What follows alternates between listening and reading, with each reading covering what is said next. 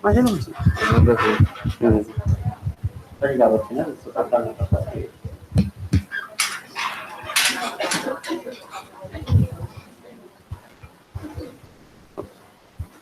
Beleza.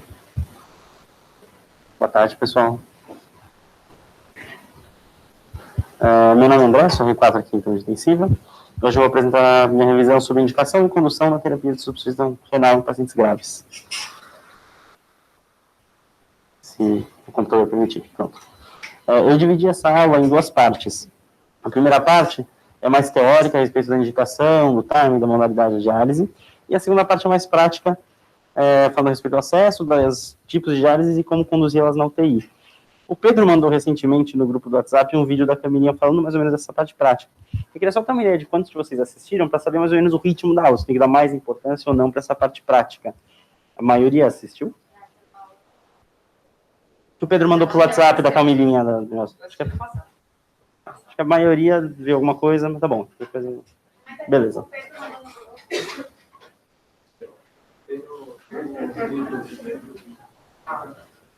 Beleza. Tá bom. Então, sobre a indicação, vamos lá. Uma grande questão é o timing, né, de quando a gente vai começar a diálise para os pacientes. Isso já foi tema de muitos estudos, bem controverso, já foi bem controverso na literatura, a impressão que eu tenho é que tem ficado cada vez mais claro isso para a gente. O grande debate aí que a gente costuma ter é sobre uma indicação mais precoce ou mais tardia para a diálise. É claro que precoce ou tardia, eles dependem de um referencial, certo? Então, é precoce com relação a quê? Ao início da disfunção renal, ao início dos sintomas, alterações laboratoriais. Dependendo do seu referencial, tudo vai ser precoce, tudo vai ser tardio. Então, iniciar mais cedo a diálise, quais seriam as possíveis vantagens disso? A gente tem aqui, então, talvez um retorno mais precoce à homeostase, pensando que o paciente em disfunção renal aguda, né, uma injúria renal aguda, vai ficar mais acidótico, urêmico, hipercalêmico, etc. E que talvez voltar a uma homeostase possa ser positivo, né? Talvez permitir alguma variação seja um mecanismo adaptativo do paciente também. Isso a gente não tem certeza ainda. Evitar eventos letais relacionados à urgência dialítica. A gente sabe que o paciente que entra em injúria renal pode fazer hipercalemia, pode fazer arritmia, pode parar, pode morrer por isso. Então, a gente quer sempre evitar que o paciente chegue a isso. E, possivelmente, aí, um benefício teórico da proteção de outros órgãos. Talvez, uma disfunção renal muito importante que não for controlada pode levar a disfunções de outros órgãos, pela alteração eletrolítica, metabólica, etc. E as desvantagens de um início precoce? Eu coloquei aqui interrogado no começo, talvez um prejuízo na recuperação da ira, a gente vai ver mais para frente nos estudos, existe uma possibilidade de que talvez dialisar o paciente retarde ou até piore uma disfunção renal, que seria o que a gente vai chamar de dialitrauma. A gente vai falar um pouquinho disso mais para frente. Tem, obviamente, os riscos com a inserção e com a manipulação do acesso venoso, então você vai invadir o paciente, pode ter eventos adversos, pode ter sangramento, pode ter infecção. Então, para dialisar, você anticoagula o paciente. A gente vai discutir um pouquinho sobre como é feita essa anticoagulação, mas tem sempre riscos associados. E também tem o clínico de drogas. Quando você começa a dialisar um paciente, você pode perder algumas ivosec, alterar a farmacocinética, a farmacodinâmica de várias medicações na diálise. Sem falar do custo, porque dialisar um paciente é caro. O CADIGO, não sei se vocês conhecem, né, essa iniciativa global, aí, eles fazem os guidelines de vários assuntos nefrológicos, aí, é uma iniciativa internacional, e eles que publicam os maiores guidelines que a gente tem de disfunção renal. O mais recente que eles têm de injúria renal aguda é de 2012, então já faz alguns anos, aí já saiu bastante coisa depois disso. Eu trouxe algumas coisas do CADIGO só para a gente se pautar, e depois a gente vai esmiuçar isso aí. Eles não ajudam muito a gente com relação a quando começar a diálise. Eles falam que para o paciente que estiver em emergência dialítica, em urgências, né, hipercalemia refratária, acidose, tudo, começar a diálise de emergência parece ser bem indicado, né, faz sentido. E no paciente que não está em emergência, eles ficam bem em cima do muro. Só para considerar alterações laboratoriais, considerar o contexto clínico e indicar a critério aí da equipe assistente, sem nada muito objetivo para a gente. Então, o que a gente tem de evidências? A gente tem estudos desde aí da década de 60, investigando qual seria o melhor timing para começar a diálise. Tem meta-análises falando a favor de começar mais precocemente, meta-análises falando a favor de começar mais tardio. Então, quando a gente tem um monte de meta-análise que fala coisas contraditórias, eu acho que vale mais a pena a gente investigar os estudos que estão sendo analisados isso e tirar as nossas próprias conclusões. Então, o que eu vou fazer aqui é um mini pet-a-cut aqui, que o professor às vezes faz a gente fazer. Vou falar sobre em ordem cronológica, sobre os maiores randomizados que a gente tem aqui sobre início de diálise. Eles são, então, em ordem, aqui o primeiro, o ELAIN, que é um estudo alemão de 2016. No mesmo ano, alguns meses depois, saiu o AKIKI, que é um estudo francês. Depois o IDEAL-ICU, em 2018. E ano passado o START aqui, que é o maior que a gente tem até hoje. Vou falar um pouquinho sobre cada um deles. Esse primeiro, então, saiu no JAMA, é o ELAIN, estudo de 2016. Ele foi um estudo randomizado, unicêntrico, tá? Foi feito numa UTI na Alemanha, com 231 pacientes. A população do estudo eram adultos, eles tinham que ter uma IRA CADIGO 2, tinham que ter esse NGAL, que era um estudo, na verdade, fatorial, que avaliava também esse NGAL como um marcador de injúria renal aguda. Então, tinha que ter um NGAL acima de 150, e pelo menos um critério de gravidade. Então, tinha que estar com droga vasoativa, um SOFA maior igual a 2, congestão ou sepse grave. O grupo intervenção recebia diálise precoce, que era definido nesse estudo como 8 horas após o diagnóstico de uma IRA CADIGO 2, é bem precoce nesse estudo. E o grupo tardio, eu coloco entre aspas aqui, porque esse é o grupo tardio mais precoce que a gente tem de todos os estudos. O grupo tardio era 12 horas após o surgimento de uma IRA CADIGO 3, ou se o paciente evoluísse com urgência dialítica, antes disso. E o desfecho que eles avaliaram era a mortalidade em 90 dias. Bom, o que ele viu? A tabela 1 mostra que os grupos eram razoavelmente balanceados. A gente tem uma tendência aí de um SOFA um pouco maior para o grupo da diálise tardia, tá? Um SOFA de 16 contra um SOFA de 15,6. E o que a gente vê é que é uma população um pouquinho diferente do que a gente costuma ver por aí. A população, essa UTI que foi feita, foi nenhuma UTI só na Alemanha, era uma UTI principalmente cirúrgica. Então a gente vai ver que 50% dos pacientes aqui, quase metade deles, né, 43 aqui, 50 aqui, eram pacientes de cirurgia cardíaca, que tem uma peculiaridade, né, o perfil deles são pacientes que são muito graves, usam muita droga vasoativa, ventilação, fazem um score alto no SOFA, mas que tem um desfecho de mortalidade particularmente bom, assim, tem uma taxa de mortalidade baixa. Além disso, os outros pacientes, a maioria também era cirúrgica, né, cirurgia abdominal, outras cirurgias, são poucos pacientes clínicos. E aí a gente vê que, de fato, eram pacientes que a maioria estava em ventilação mecânica, a maioria também em uso de vasopressores.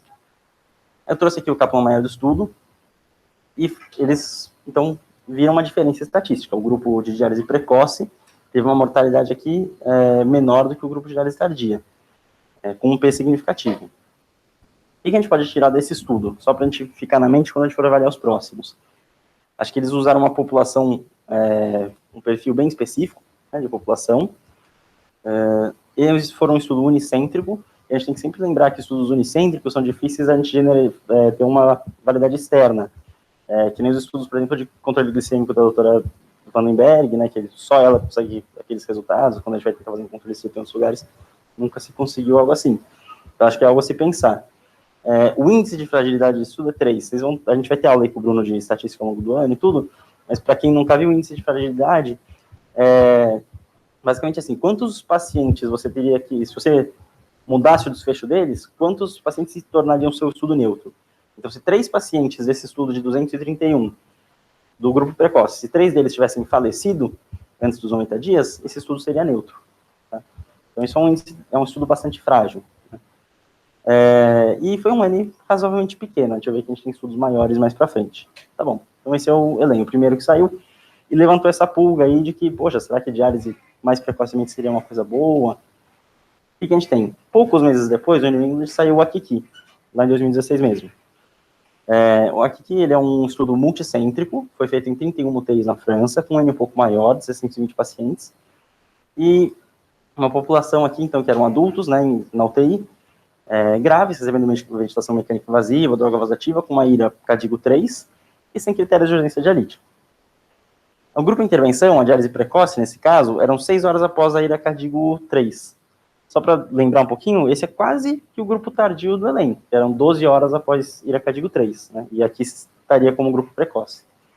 E o grupo controle, que era da diálise tardia aqui no AKIKI, não tinha um critério de tempo. O paciente só precisava dialisar se ele evoluísse com alterações laboratoriais aqui mais importantes, ureia maior que 240, potássio maior que 6, pH menor que 7,15, ou ligúria ou anúria por 72 horas. O desfecho foi mortalidade também, dessa vez em 60 dias ao invés de 90, e aí vamos ver como é que foram os grupos. Eles são grupos balanceados, né? O SOFA desse estudo era um pouquinho mais baixo do que o outro, agora é por volta de 10,9, 10,8, e pacientes mais clínicos, bastante pacientes aqui com sepsis, só que choque séptico. O que eles tiveram de resultados? O desfecho primário, eu trouxe de novo o Kaplan-Meier, não teve diferença de mortalidade entre o grupo precoce e o grupo tardio. E nos desfechos secundários, aí vai ver uma coisa que a gente vai ver que é bem recorrente ao longo da literatura aí, desses estudos que eu vou trazer para vocês. O grupo tardio precisou dialisar muito menos, né? O grupo precoce, como o critério era por tempo, todo mundo dialisou. E no grupo tardio, nem todos os pacientes desenvolveram aqueles critérios, vários pacientes escaparam e nunca precisaram dialisar. Cerca de 50% dos pacientes do grupo tardio não dialisaram. Além disso, então, essas duas caixinhas vermelhas foram o que eu acabei de falar, eles avaliaram também infecções relacionadas a infecções de corrente sanguínea relacionadas a catéter. Teve uma diferença estatística mostrando um predomínio aí de infecções no grupo que recebeu diálise precoce. Faz sentido, né? Passou mais catéter, ficou mais tempo com catéter, é algo a se pensar. Foi feita também uma análise de subgrupos no aqui. E aí eu trago esse gráfico que a gente vai parar um minutinho só para analisar, ele parece meio confuso, mas vamos lá. Eles dividiram os pacientes aqui em 3 grupos. O grupo que foi para o braço de diálise tardia e não precisou dialisar, o grupo que era do braço de diálise precoce, e o grupo que era do braço de diálise tardia e precisou dialisar. Esses 3 grupos, nessa ordem, tiveram mortalidades progressivamente maiores. E aí, quando a gente olha esses números, assusta um pouco, e assim, acho que intuitivamente faz a gente pensar, poxa, quem a gente atrasou a diálise e não precisou dialisar, morreu menos, foi bom para esses caras. Mas quem a gente não dialisou precoce, teve que dialisar depois, morreu bem mais. Então, será que para esses caras a gente fez mal? Será que isso foi ruim? E aí eles fizeram essa análise aqui, secundária, para mostrar que não. Na verdade, se vocês seguirem aqui a linha tracejada azul, esses são os caras que dialisaram tardiamente, que eram do grupo tardio e dialisaram. Eles tiveram uma mortalidade aqui, uma sobrevida menor. A linha tracejada verde são o grupo que ficou no braço tardio e não precisou dialisar, uma mortalidade menor. Se você pegar o grupo de diálise precoce, que todo mundo dialisou, e você dividir em pacientes com SAPS maior do que 70, SAPS menor do que 70, ou seja, mais graves e menos graves, eles seguem essa mesma linha, que é a linha vermelha e a linha preta. Então, eu fiz isso só para ilustrar, mas aqui tem os números. Eles fizeram uma análise, então, de risco aqui, do grupo que não precisou dialisar contra quem dialisou precoce. Inicialmente tinha uma diferença estatística, quando você normaliza isso pelo SAPS, não tem mais diferença. E a mesma coisa para o grupo tardio. Parece que o dialisar tardio tem uma diferença estatística aí com predomínio de mortalidade, mas depois que você normaliza pelo SAPS, não tem diferença. Tá? Bom, do aqui que a gente pode tirar, acho que é isso, é um estudo um pouco maior, multicêntrico, com um pouco mais de validade externa, não mostrou diferença de mortalidade entre dialisar precoce e tardio, que mostrou, inclusive, uma menor necessidade de diálise, quer dizer, vários pacientes do grupo tardio não precisaram dialisar, e que mostrou num dos desfechos secundários uma maior incidência de infecções relacionadas ao catéter, que é algo aí importante a gente ter na cabeça. Tá bom. Essa tabelinha compara os 2 estudos, eu só trouxe para mostrar como realmente o grupo precoce do aqui parece o grupo tardio do ELEM. Então, muita vezes a gente compara um estudo diretamente com outro, mas se a gente for ver, eles não estão exatamente usando o mesmo método e comparando a mesma coisa. Bom, depois desses 2, veio o IDEAL-ICU. É um estudo de 2018, também do New England, também francês, e foi um RCT multicêntrico, fizeram em 29 países na França, só que tem uma peculiaridade, eles tinham planejado fazer um ENA de 864 pacientes, mas só recrutaram 488. O estudo foi interrompido precocemente, numa análise interina, por futilidade. A população eram adultos, com choque séptico a menos de 48 horas, e aí na IRA eles usaram a classificação de RIFLE aqui, que seria, e aí eles incluíram pacientes com RIFLE-F, que seria bem parecido com o CADIGO 3, aí, para a gente fazer essa analogia. O grupo de intervenção era uma diálise precoce por tempo, então 12 horas após o diagnóstico do RIFLE-F, E a diálise tardia era com 38 horas após o Rifle F, se o paciente mantivesse essa disfunção renal, se ele melhorasse e não precisava dialisar. Ou antes, se tivesse urgências dialíticas, é claro. E o desfecho era mortalidade em 90 dias. O SOFA era intermediário, um de 12 mais ou menos, né, entre o Akik e o ELEM, e eram grupos parecidos. Trouxe aqui o Kaplan-Meier deles, eles mostraram até um pouquinho mais tarde, até os 180 dias, mas tanto em 90 quanto em 180 dias, não teve diferença de mortalidade. E nos desfechos secundários, mais uma vez a gente vê aqui que poucos, alguns pacientes do grupo tardio não precisaram dialisar, né? Cerca de 62% dialisaram, 38% não precisaram dialisar. Acho que é um estudo, vou passar um pouquinho mais rápido por ele, porque ele traz um pouco menos de informações, na minha opinião. Ele foi bem underpowered, eles fizeram uma análise na hora que interromperam o estudo, e com esse N de 480 pacientes, mais ou menos, eles teriam poder de 51% só para achar um desfecho positivo. Mas, mais uma vez, a gente vê que uma menor necessidade de diálise nos grupos que a gente deixou para dialisar mais tarde, que a gente esperou mais para ver. E agora veio o START aqui, que é o estudo que saiu ano passado, agora em 2020 no New England, e que, na minha opinião, acho que deixa as coisas um pouco mais claras e consegue orientar a gente um pouquinho melhor. Ele foi um RCT bem grande, né, multicêntrico, internacional, com colaboração de 15 países diferentes, 168 hospitais, um N enorme aqui, com quase 3 mil pacientes. A população eram adultos em UTI, tinham que ter uma ilha cardíaco 2 ou 3, e aí tem uma coisa bem peculiar desse estudo, que a gente pode até conversar depois, mas que quando o paciente preenchia esses critérios iniciais, caso a equipe assistente considerasse que o paciente precisava de diálise agora, tinha indicação de diálise, ele dialisava e não entrava no estudo. Caso a equipe assistente achasse que não tinha benefício, não tinha por que dialisar agora, o paciente também era excluído do estudo. Só foram incluídos quem preenchia esses critérios e que a equipe assistente considerava que tinha uma equipoase, ou seja, existe uma dúvida sobre o benefício da diálise nesse paciente. A gente, assim, há quem use isso como uma crítica para falar que o estudo não é tão objetivo, tão rígido, mas, por outro lado, me parece que isso é mais próximo do que a gente vê no beira-leito e no dia a dia na UTI.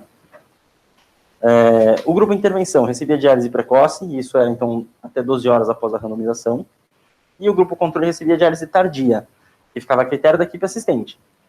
Existia uma sugestão no estudo, no protocolo do estudo, eles falam que se o paciente apresentasse essas alterações laboratoriais, potássio menor que 6, pH menor que 7,2, bicarbonato bem baixo e menor que 12, congestão ou persistência de ira após 72 horas, existia uma sugestão para que se dialisasse o paciente, mas ficava a critério da equipe assistente. Então, se o médico achasse que não precisava, ou se achasse que precisava antes, também dialisava. O desfecho foi mortalidade em 90 dias. A gente viu, então, nesse estudo, são grupos bem equilibrados, que eram 1.400 aí para cada lado, tinha pacientes clínicos e cirúrgicos misturados aí nesse meio, e com um SAPS um pouquinho, com um SOFA aqui de 11,8, próximo de 12, mais ou menos aí na mesma linha dos últimos estudos.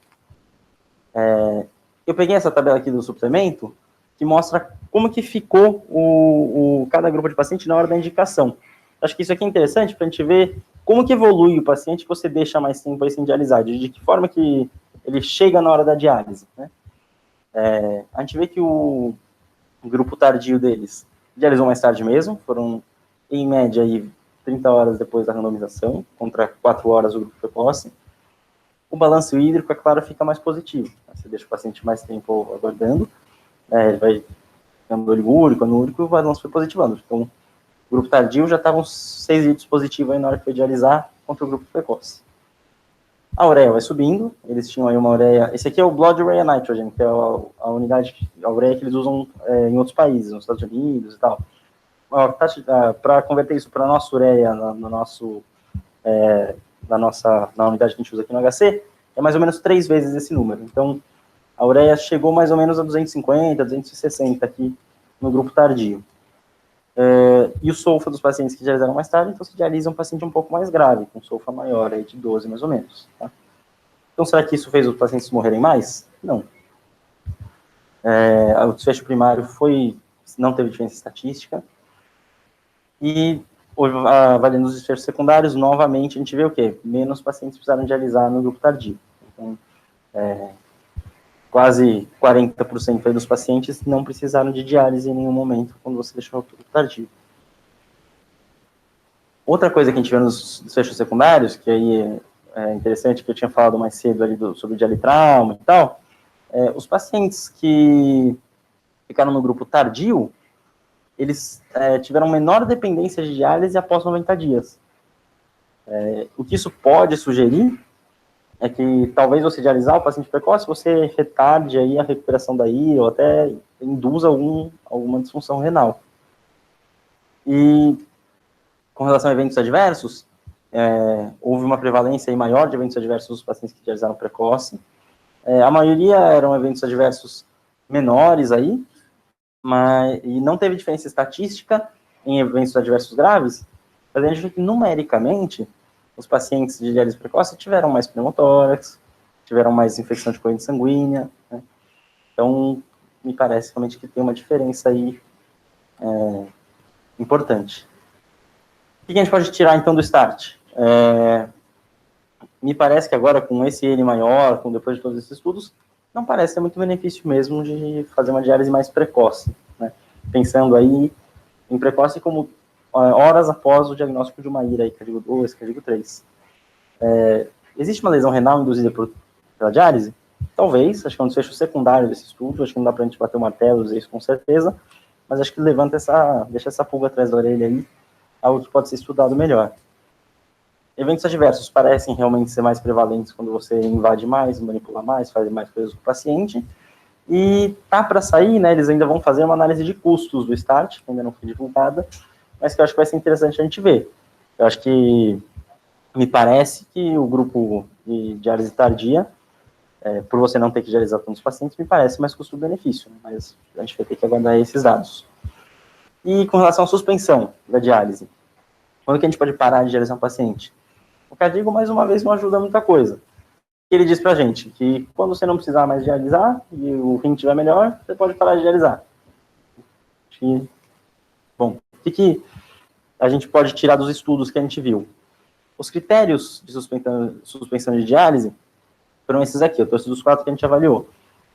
Não vou ir um por um, porque vai ficar meio maçante, mas a ideia o paciente começou a urinar, e a função renal começou a melhorar, a creatina começou a apontar para baixo, parece que você pode começar a pensar em parar a diálise.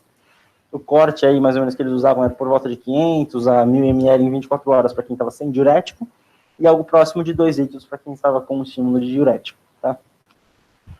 O que a gente pode tirar de conclusões de toda essa história aí, dessas evidências com relação ao timing? Acho que diálise precoce, me parece que agora já está bem demonstrado que não tem benefícios antes de dialisar o paciente, pensando novamente que precoce seria horas, X horas, 12 horas após uma IRA Cadigo 2, Cadigo 3.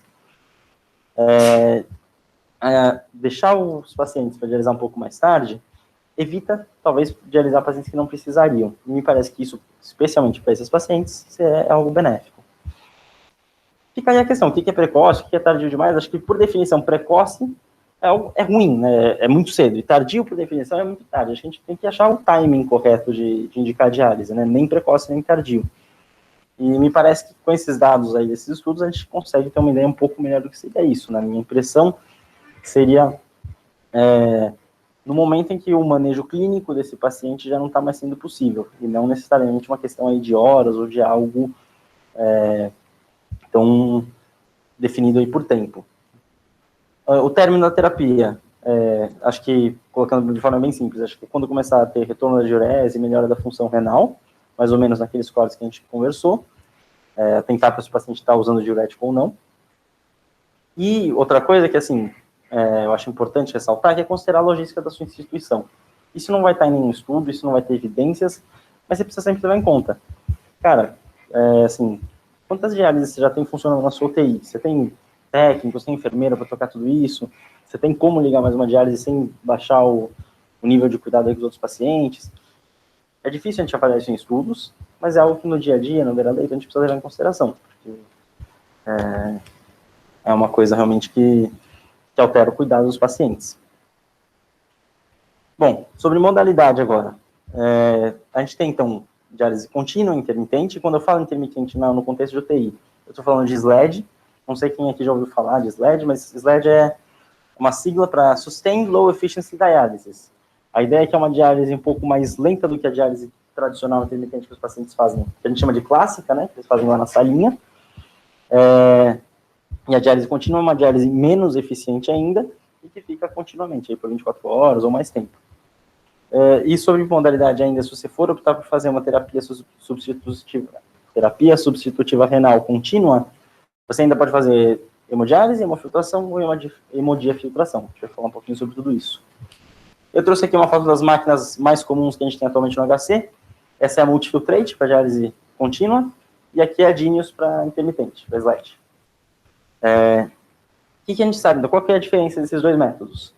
A gente sabe que a terapia intermitente, ela remove substâncias mais rapidamente, e que a contínua promove uma variação mais suave, mais contínua.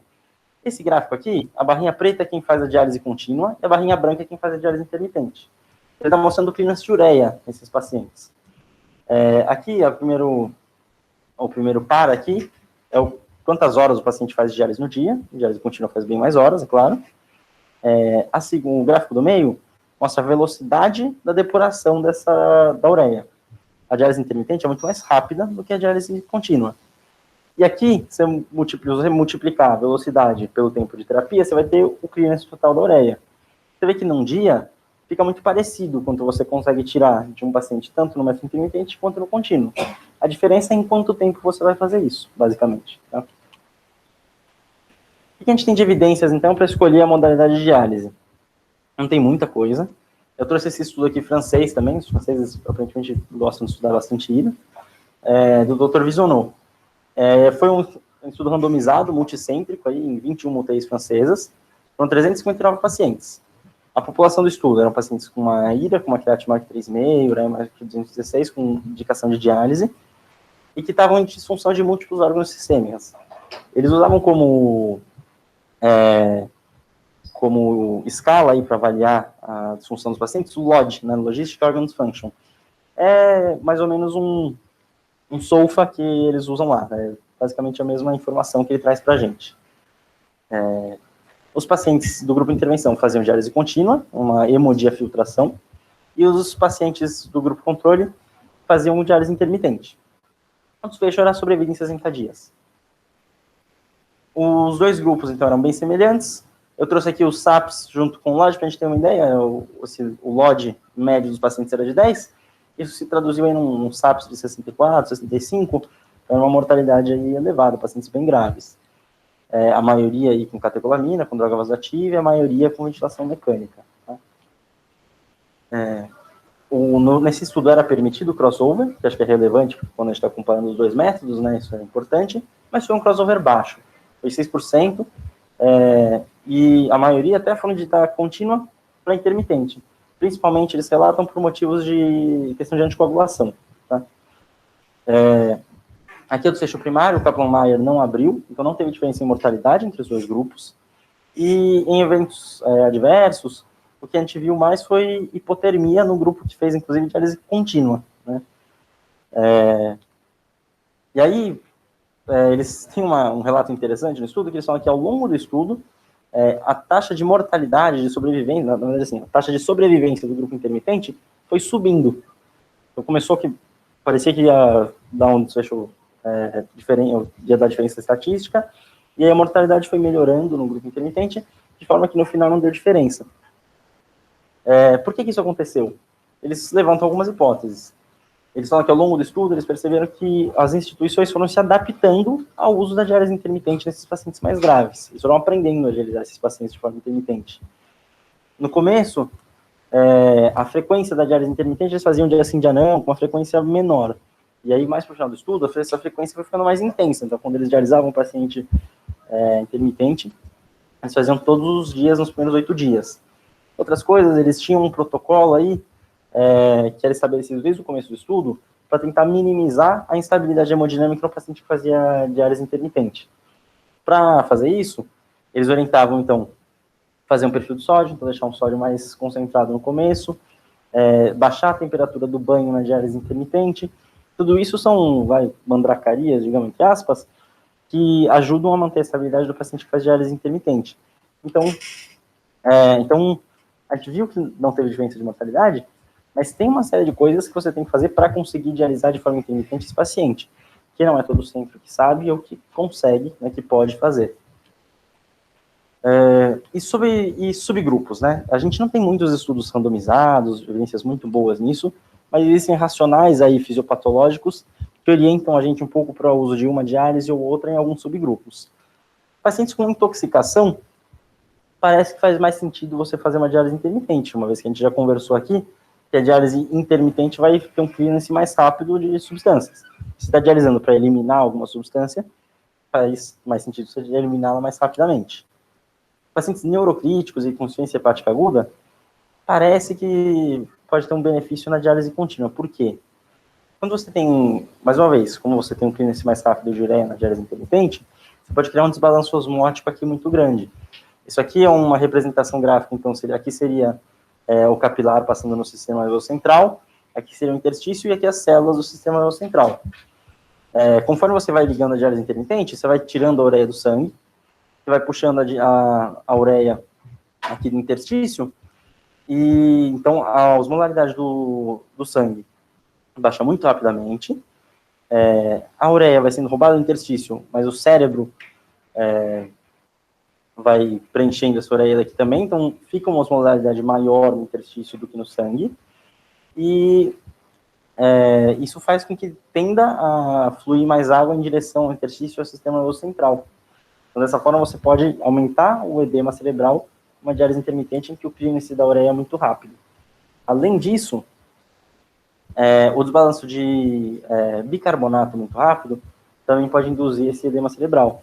Você aumentar muito o bicarbonato do paciente na diálise pode causar uma difusão do CO2, que, assim, o bicarbonato ele não é difusível, né, pela barreira hematoencefálica, mas o CO2 é.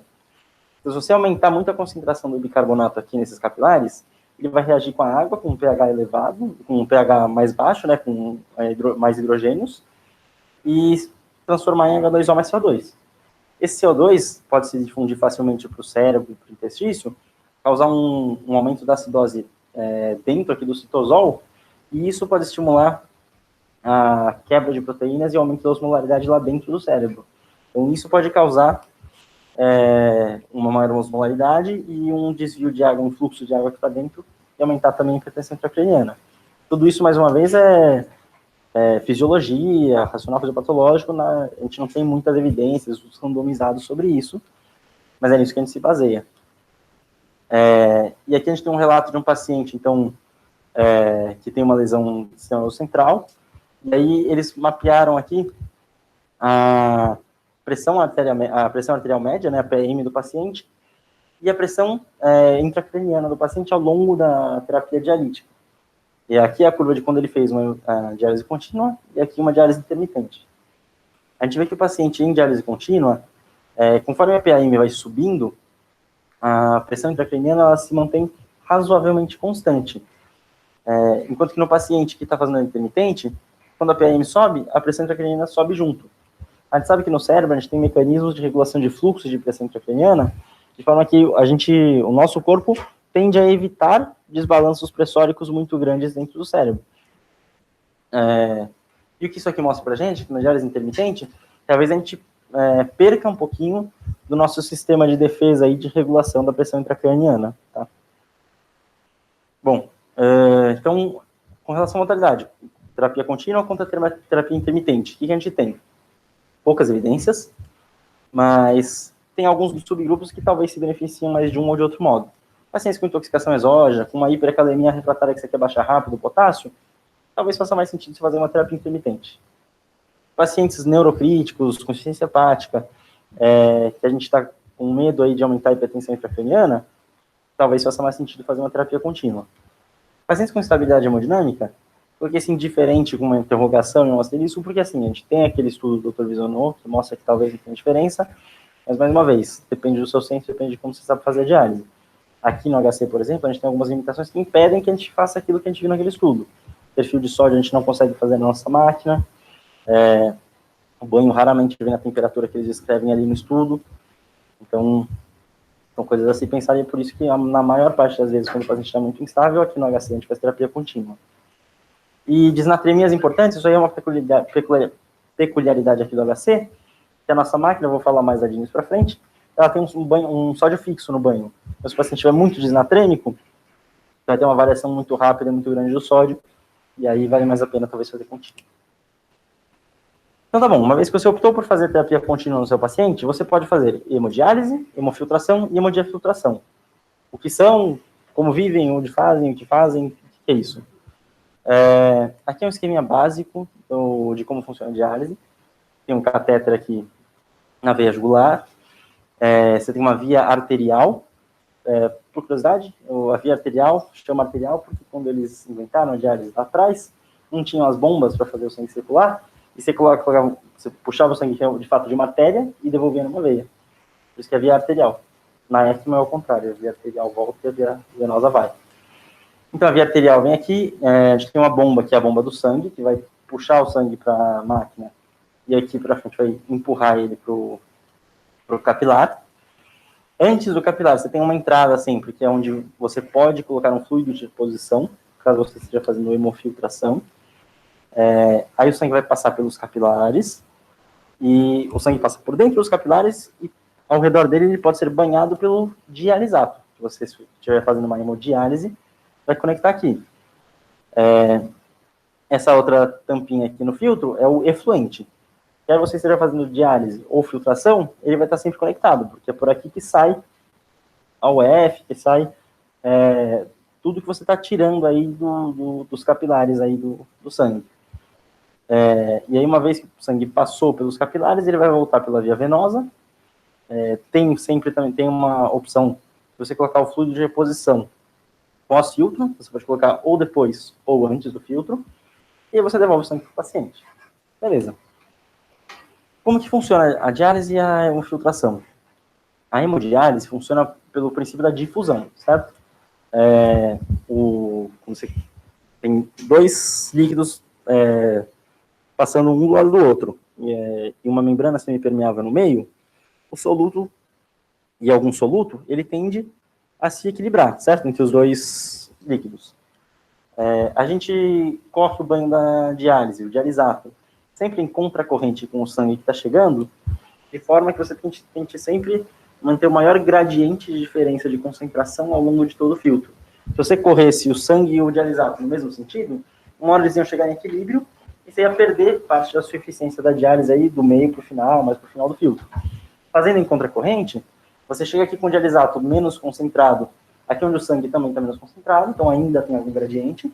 E quando você chega aqui, que o dialisato está um pouco mais saturado, o sangue está acabando de chegar e está muito saturado. Então você sempre tem algum gradiente aí entre o sangue e o dialisato. Os poros da membrana da hemodiálise, eles são um pouquinho menores do que da hemofiltração. A gente mede aqui em kilodaltons, e os poros nessas membranas são por volta de 5 kilodaltons, na hemofiltração são por volta de 30, 35.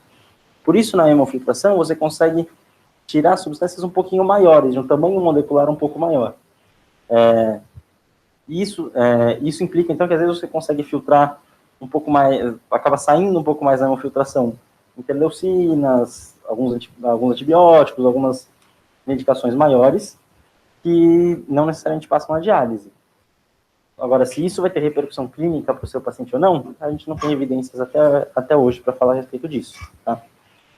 E aqui, então, a hemofiltração vai funcionar por convecção. Como é que funciona a convecção? Você passa o sangue pelo capilar, uma pressão hidrostática alta, e o seu capilar ele é semipermeável. Essa pressão hidrostática vai expulsar a água para fora dos capilares, e a água vai arrastar com ela alguns solutos. Os solutos que conseguirem passar por esses poros. Como os poros têm esse tamanho, você vai perder, então, solutos de tamanho médio ou pequeno molecular, eles vão embora junto com a água, e aí a ideia é como se você se livrasse de um plasma doente e colocasse um fluido de reposição que seria um plasma saudável. A ideia da hemofiltração é essa. Você manda para fora aqui o plasma com solutos que você não quer, e aí você pode repor antes ou depois do filtro o plasma com as concentrações que você quer. E, colocando a reposição antes do filtro, você vai perder eficiência. Você vai diluir o seu plasma saudável aí com o que você quer, o plasma doente do paciente, e vai filtrar parte do seu fluido de reposição. Colocando depois do filtro, você ganha em eficiência. Mas o que você perde? Você perde porque você concentra mais o sangue dentro aqui do capilar. Se você colocar a reposição depois, você vai tirar mais água daqui, ele vai ficar mais concentrado, uma toca vai subir, e você aumenta a chance de coagular o sangue aqui dentro. E aí, com isso, você pode perder todo o sistema. Beleza. E tem diferença clínica, então os dois métodos parecem ser um pouco diferentes. Foi feito um estudo, uma meta-análise de alguns estudos que a gente tem, e na verdade, nunca se conseguiu provar uma diferença clínica mesmo de desfecho para os pacientes em hemodiálise ou hemofiltração. O que parece ter de diferença é que a hemodiálise, ela, digamos, a hemofiltração, por ter esse mecanismo de convecção, de empurrar o sangue e os solutos através dos poros, você tem um fenômeno que eles chamam de clogging, que é quando algumas proteínas, elas vão entupindo esses poros da membrana e vão diminuindo a eficácia da sua diálise. Com isso, a meia-vida do filtro na hemofiltração tende a ser um pouco mais curta do que a meia-vida do filtro na diálise. Mas, no final das contas, parece que tanto faz. Em termos clínicos, de desfecho para o seu paciente, não faz muita diferença. Esqueci só de falar, a hemodiafiltração nada mais é do que você ligar na máquina tanto a hemodiálise quanto a hemofiltração. Tá? Beleza, de evidências, teórica, parte teórica, era mais isso. Vou falar um pouquinho agora sobre a parte prática, tá? Vou tentar passar um pouquinho mais rápido, porque acho que a maioria de vocês já viu um pouquinho essa aula da Camilinha, tudo, mas qualquer coisa vocês perguntam, a gente vai parando. Acesso vascular. A ideia é pegar um acesso venoso central, tá? Porque a gente precisa ter um fluxo bom para a nossa máquina funcionar. O Cadigo orienta a gente aqui com relação à escolha do sítio. Aqui eles ajudam um pouquinho mais. Eles orientam como primeira escolha a veia jugular direita, porque é onde o catéter fica mais retilíneo, isso facilita o fluxo do sangue através do catéter. Em segundo lugar, eles sugerem a veia femoral, qualquer lado. Em terceiro lugar, a veia jugular esquerda. Por quê? Porque o catéter tem que fazer mais dobras para chegar até aqui a veia cava superior, certo? E em último lugar, a veia subclávia. Por quê? Porque quando você passa o catéter de diálise pela veia subclávia, pode causar uma trombose, uma estenose, e aí se o paciente virar um renal crônico dialítico, se você trombosou esse lado, você não pode fazer a fístula para ele perdeu a chance de fazer essa fístula no membro. Caso você tenha, por algum motivo, que passar o catéter de diálise na veia subclávia, eles orientam passar no lado dominante, para que você possa fazer a fístula no outro braço algum dia, certo? Esse é um exemplo de um catéter de diálise. É parecido com alguns dos catéteres que a gente tem aqui. A gente tem meio que dois modelos aqui no HC. O Joline, que é o maiorzão, que a gente vai falar também, e esse aqui, que é o que a gente já tinha antes. Como é que funciona o catéter da diálise? Ele tem as duas vias, arterial e venosa, que a gente falou. A via arterial é a que puxa o sangue, certo? Então, os furos dela vão estar mais proximais. São esses furos aqui na parede que a gente está vendo. A via venosa é a que devolve o sangue. Ela vai devolver o sangue na pontinha do catéter. Por que isso acontece? A gente deixa nessa disposição para evitar um fenômeno que a gente chama de recirculação, que é você devolver o sangue da diálise e puxar ele de volta pela ponta do seu catéter, fazendo um looping e perdendo eficiência na sua diálise. A ponta, então, que a gente tem de alguns catéteres é dessa forma, a ponta do Joline é dessa aqui, tá? É um pouco ruim ter esse orifício, essa saída do lado, porque quando a gente vai puxar o sangue da via arterial e ele está puxando na parte lateral do catéter, dependendo de como ele estiver repousando sobre o vaso lá dentro do paciente, se você estiver aspirando e esse furo estiver batendo na parede, você pode ter um problema de fluxo, você não consegue puxar o sangue porque ele fica batendo na parede. O Joline tem um pouco menos esse problema por causa dessa disposição das pontas dele. Aqui é só uma ilustração aí do fenômeno de recirculação. Então, a ideia é sempre a gente puxar da ponta proximal e devolver na ponta distal. Vocês vão ver que em alguns momentos, em alguns plantões, vocês vão falar, putz, a diálise não está funcionando, o catéter está ruim, vamos ligar invertido? O que é ligar invertido? Ligar invertido é dessa forma. É puxar da ponta distal e devolver da ponta proximal. Às vezes, se o seu catéter realmente não está funcionando nas vias normais, o jeito é fazer isso, para pelo menos você não ter que funcionar de novo o paciente, arranjar outro acesso, mas saiba que você está perdendo eficiência na sua diálise. Tá? E entenda que isso resolve o problema porque você talvez parou de sugar sangue ali da parede do vaso onde ele estava batendo e começou a sugar da ponta e devolver ali do lado. Beleza. Sobre as máquinas que a gente tem aqui no HC. Para SLED, a gente tem uma máquina, que é a Genius. Essa daqui da fotinho. Quais são as características que a gente tem que saber dela? A SLED tem banhos fixos, então a gente não consegue variar muito os eletrólitos do banho dela. O pessoal, quando vai montar diárias lá, eles podem pegar 2 banhos. Um com potássio de 2, um com potássio de 3.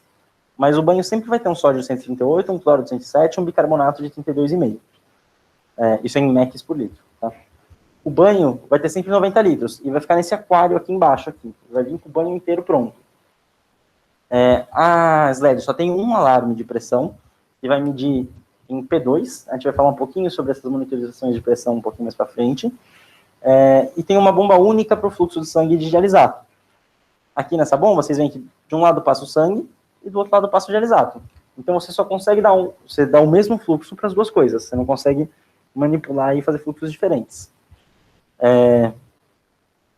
O tempo mínimo de diálise que a gente consegue fazer na SLED é 5 horas. E eu vou explicar por quê. A gente tem alguns fatores limitantes. O primeiro é o nosso catéter. O fluxo de sangue que a gente consegue puxar do catéter, ele é limitado pelo raio do nosso catéter, pela distância dele, pelas questões físicas ali. Em geral, com os catéteres que a gente tem aqui, um fluxo máximo que a gente consegue fazer é por volta de 300 ml por minuto de sangue. Tá? 300 ml por minuto, em 60 minutos, vamos por outra parte. Então, o fluxo máximo é 300 ml por minuto, e como você corre o sangue junto com o dialisato aqui na mesma bomba, se você puxar o sangue a 300 ml por minuto, você vai infundir dialisato a 300 ml por minuto também. Se você tem 90 litros de banho na sua diálise, infundindo banho a 300 ml por minuto e tendo 90 litros de banho, você vai correr esse banho inteiro em 5 horas. Então, como você não consegue fazer mais rápido do que isso, você quer correr o banho inteiro, o menor tempo que você faz essa diálise é 5 horas. Por isso que quando a gente quer fazer uma diálise que a gente fala que é como se fosse uma clássica na UTI, a gente faz dessa forma, a gente faz em 5 horas, para aproveitar todo o banho da diálise, com o fluxo maior que o catéter consegue dar para a gente. E a Genius, ela não consegue manter a temperatura ao longo da terapia. Ela sai preparada com uma temperatura que você define, você tem alguma liberdade para definir isso, mas ao longo da terapia você não pode aquecer o banho. E ele perde cerca de 0,3 graus por hora.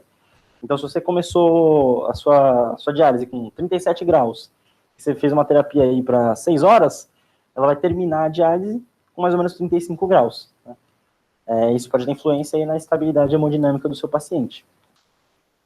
Aqui é o painel, só para vocês entenderem, os números, as coisas mais relevantes aí que vocês têm que saber. Aqui nesse cantinho direito, vocês têm 3 números. O primeiro é quanto de UF você vai tirar desse paciente. O segundo é quanto tempo ainda falta na terapia, e aqui é o quanto de UF já saiu. Lembrando que para preencher o sistema da Genius, você precisa infundir 600 ml de soro, para você não dar um monte de ar para o seu paciente. Então, sempre que você definir, eu quero tirar, sei lá, 2 litros do meu paciente, na UF da máquina, você tem que colocar 2 litros mais 600, que é o que você usou de prime. Então, esse paciente aqui está programado para perder 2 litros. Aqui é a taxa de UF. Essa escalinha aqui com 3 luzes, isso aqui é o alarme da pressão da Genius. Tá? Nessa setinha para cima e para baixo, você consegue regular a faixa de normalidade da sua pressão. Você escolhe isso. Você não consegue aumentar ou diminuir o intervalo, mas você consegue andar com ele para cima ou para baixo. Aqui é a taxa de infusão da heparina, e essa seringa aqui é a seringa da heparina. Então, quando a gente fala com a nefra, a gente quer que ligue com heparina ou sem heparina, é aqui que vocês têm que checar se eles montaram a diálise com ou sem heparina. Aqui é a nossa bomba, e aqui é o quanto de sangue já foi filtrado.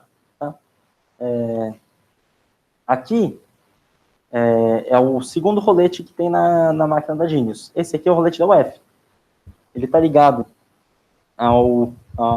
à saída ali da membrana, onde sai o ultrafiltrado, e quanto mais rápido ele rodar, ele vai criar uma diferença de pressão hidrostática transcapilar ali maior, e com isso vai sugar mais ultrafiltrado, vai tirar mais volemia do paciente.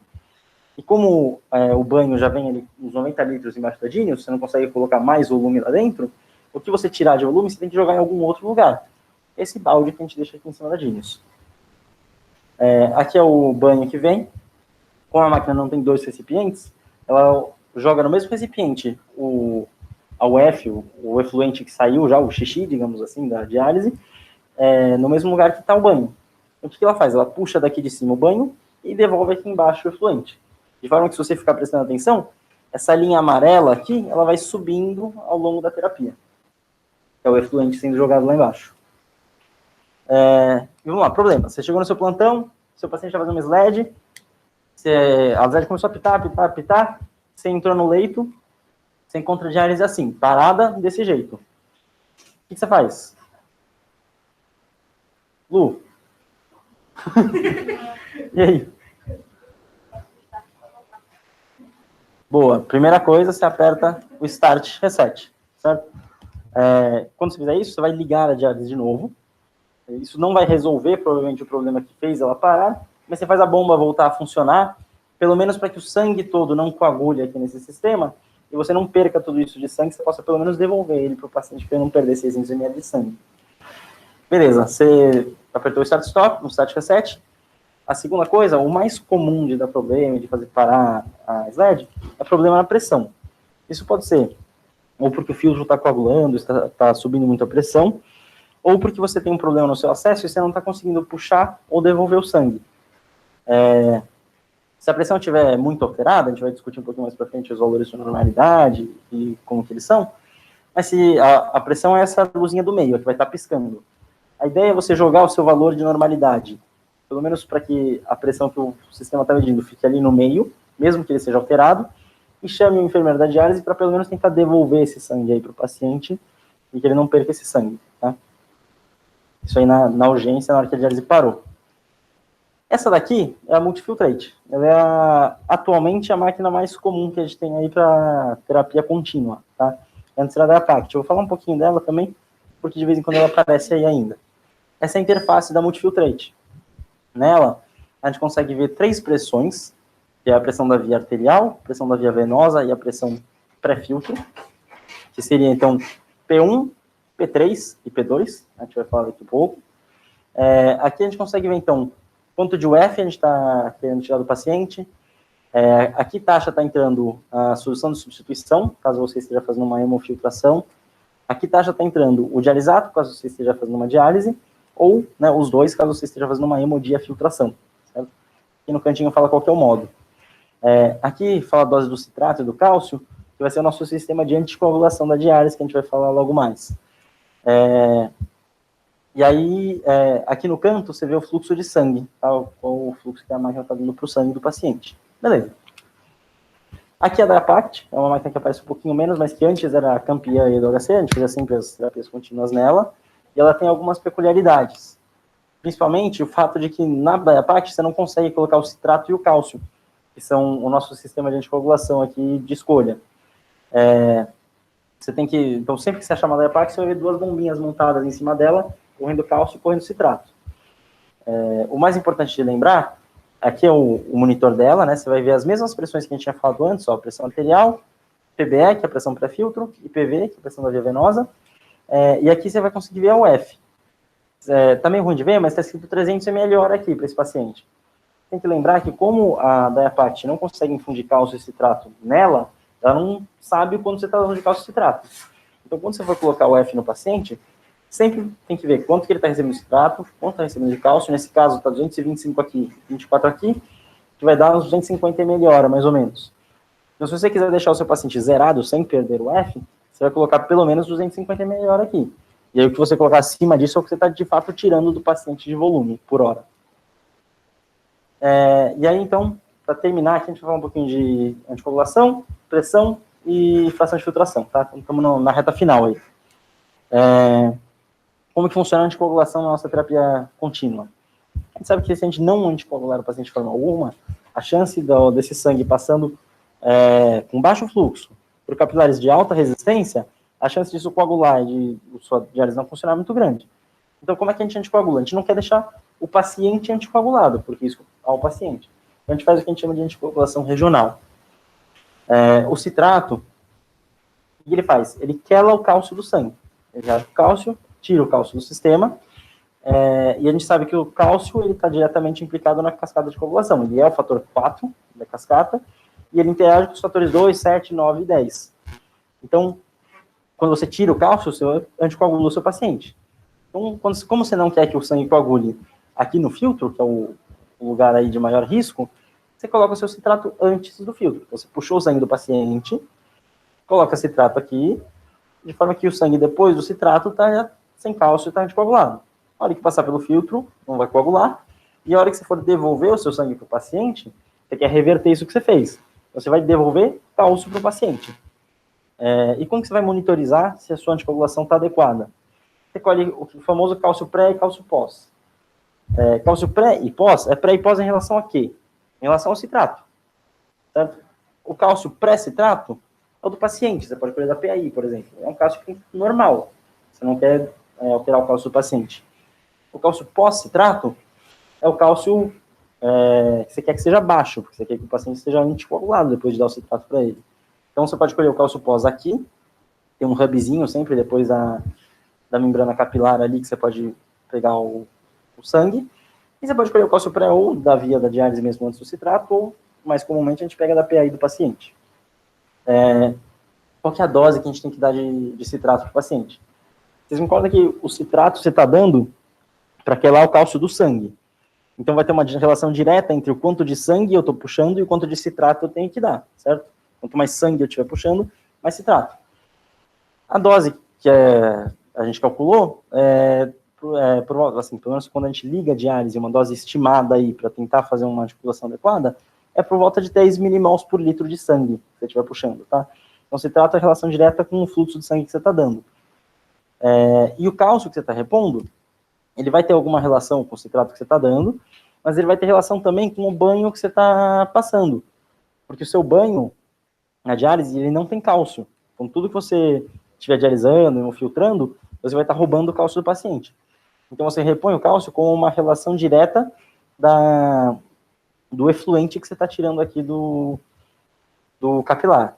Isso para ligar a diálise. Uma vez que você ligou com esses valores aí o cálcio seria 1,5 milimol por litro de efluente. Uma vez que você ligou a diálise, você vai monitorizar isso idealmente de 6 em 6 horas. Aqui a gente costuma fazer de 8 em 8 horas. Vai aí de quanto você tem perna e quanto você consegue ficar em cima disso. E aí você checa, então, o cálcio pré, para saber se o cálcio do paciente está adequado. Se estiver baixo, você vai dar mais cálcio, mexer na bomba de cálcio. Aqui, ó. Bom, você vai ter alvos, então, o cálcio pré é o cálcio que você quer que seja normal, 4,4, 5,2. Se ele estiver alterado, você vai mexer na bomba de cálcio, certo? E o cálcio pós é o que você quer que seja baixo, que você quer que o paciente esteja anticoagulado. Se ele estiver alterado, você vai mexer na bomba de citrato. O protocolo direitinho de quanto você vai mexer em cada bomba eu não trouxe aqui, porque acho que não vem muito ao caso, vocês vão ter sempre na prescrição ali, e não precisa decorar, é só checar. Mas precisa entender o racional de como funciona essa anticoagulação. Beleza. E as pressões? A gente, na terapia contínua, a gente monitoriza a pressão em 4 lugares, na verdade, mas 3 que são mais importantes aí da gente saber. P1, que é a pressão da via arterial, é antes da bomba de sangue, é quando o sangue está sendo puxado para a máquina. P1 vai ser negativo, uma vez que você está puxando o sangue para a máquina. P2, você olha entre a bomba de sangue e o capilar. P2 vai ser positivo, você vai empurrando o sangue naquela direção. E P3 é a pressão na via venosa, é a hora que você está devolvendo o sangue para o paciente. Ele também vai ser positivo. Eu trouxe esse slide aí de uma apresentação da Prisma, e os valores de referência, eles variam às vezes conforme a marca e modelo. Em geral, o que a gente usa de corte aqui para as máquinas que a gente tem aqui no HC, é um valor por volta de 150 para as 3 pressões. Então, a pressão negativa, muito menor do que 150, já começa a chamar atenção para a gente. Uma pressão positiva muito maior do que 150 também. O que pode estar acontecendo? Se a sua pressão está... sua pressão arterial, da sua P1, começa a ficar muito, muito negativa, muito menor do que 150, a sua máquina está o quê? Está com dificuldade de puxar sangue do paciente. Isso pode ser ou porque o seu catéter está dobrado, ou porque tem um trombo ali na hora de puxar e está entupido, ou porque o catéter está batendo ali na parede do vaso e não está conseguindo puxar o sangue. Então, problemas aqui em P1, quando a pressão cai abruptamente, talvez reposicionar o paciente, mudar um pouquinho, virar o catéter, manipular ali o pescoço, a perna do paciente, possam ajudar a resolver esse problema. A pressão venosa é o mesmo racional. Se ela começa a estourar, ficar muito alta, provavelmente é a mesma coisa, você não está conseguindo devolver sangue para o paciente. Talvez manipular aí um pouquinho o pescoço, catéter, membro e tal, possa ajudar. E P2, que é a pressão pré-filtro, ela geralmente vai dizer para a gente como está a situação do nosso filtro em termos de coagulação, em termos de perviedade do filtro. Se você tiver um aumento de P2 isolado, sem aumento de P3, isso sugere que o seu filtro está chegando ao fim da vida útil dele, está começando a ter coágulo lá dentro, e está difícil o sangue passar. Você vê que a sua P2 está estourando, ficando acima de 150, 200, talvez seja a hora aí de falar com o pessoal da NEP, poxa, será que é melhor trocar o filtro ou devolver esse sangue? É bom pelo menos ficar de olho nesse paciente, para que não coagule tudo, perca o sistema e o paciente perca aí 600 ml de sangue, tá? E, para acabar, a fração de filtração. Esse é o último tema que eu vou falar. A fração de filtração ela é relevante quando a gente faz hemofiltração. Quando eu estava falando da hemofiltração, eu falei que a gente pode repor o que você está tirando antes ou depois do filtro, certo? E a questão, o problema de repor depois é que você está hemoconcentrando o seu sangue quando ele passa pelo filtro, ele pode coagular. Existe um limite, mais ou menos, por quanto é seguro a gente hemoconcentrar o sangue quando ele passa pelo filtro. E esse limite a gente consegue avaliar pela fração de filtração. Ele fica por volta de 20%. Tá? Então, se você hemoconcentrar o seu sangue mais do que 20%, a chance de coagular e perder o sistema é muito grande. A ideia, então, para calcular essa fração, é basicamente você dividir o que está saindo dos capilares, o que está saindo pelo seu efluente. Você pega ele como numerador e você divide pelo que está entrando nos capilares, certo? Aqui é mais ou menos a formulinha. A ideia é, o que está saindo no efluente do seu capilar? Está saindo a UF, que você decidiu tirar do paciente, e o que é que você estava dando como solução de reposição. Se eu estou dando 2.000 ml hora de reposição, eu necessariamente estou tirando 2.000 ml hora no meu filtro também do paciente. Então, se eu coloquei, sei lá, uma UF de 100 ml hora e uma reposição de 2.000, eu estou tirando efetivamente 2.100 ml hora por esse filtro o tempo todo. E o que está entrando no meu filtro? O fluxo de sangue que eu estou dando, e caso eu esteja fazendo uma reposição pré-filtro, o quanto de reposição eu estou dando antes do filtro também. Vai entrar um pouquinho do citrato também, mas o citrato em geral é uma dose um pouquinho mais baixa aí, é irrelevante para essa conta. Não é irrelevante, mas influencia pouco nessa conta. Aqui é um exemplo prático, só para a gente ver.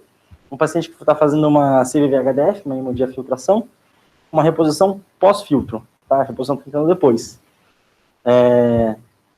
Quanto que ele tem? Ele está com um fluxo de sangue de 120 ml minuto. Eu estou convertendo aqui a unidade para ficar mais fácil a conta, seria 7.200 ml hora. Ele está com um hematócrito de 30. Por que o hematócrito é importante? Porque você está considerando a fração líquida do sangue, certo? Então, o quanto de sangue está entrando pelo capilar, você tem que sempre multiplicar fluxo por 1 menos o hematócrito, que é o quanto de líquido de fato você está jogando lá dentro. A UF efetiva desse paciente, que eu coloquei na máquina aqui, é de 150 ml hora, e o fluxo de reposição, eu defini aqui que está como 700 ml hora. Como é que ficaria a conta? O que sai pelo filtro? Como eu estou fazendo 700 ml de hora de reposição, o que sai é 700 mais 700 da reposição, mais 150 da UF. Como essa reposição está entrando depois do filtro, ela não entra no filtro, certo? Então só vai entrar no filtro o sangue, que seria 7.200 vezes 1 menos 0,3, 5.040. Para esse paciente, a fração de filtração vai ser 850 sobre 5.040, 0,168, que está mais ou menos 17%. Para esse paciente está ok, não estou concentrando demais, posso manter do jeito que está a minha terapia, beleza? Acho que era isso, pessoal.